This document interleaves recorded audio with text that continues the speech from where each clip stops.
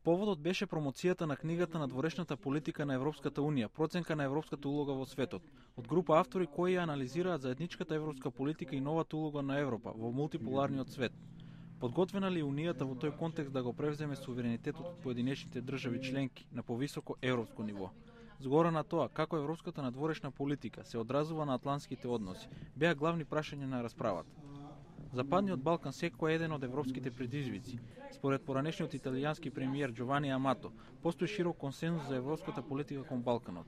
За Македонија, Амато смета дека работите се движат во добра насока, освен проблемот со името, за кој кажа дека во основа е бесмислен, укажувајќи на грчкиот тврд став од една страна, но и на тоа дека Македонија на извесен начин самота го усложнила проблемот со именувањето на аеродромот во Скопје како Александар Велики.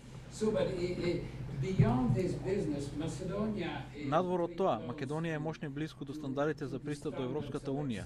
Да не го заборавиме процесот на визна либерализација што возможува луѓето од Македонија, Србија и Црна Гора да патуваат слободно во Европа. Според Амато, тоа е еден од клучните предуслови за членство во Европската унија.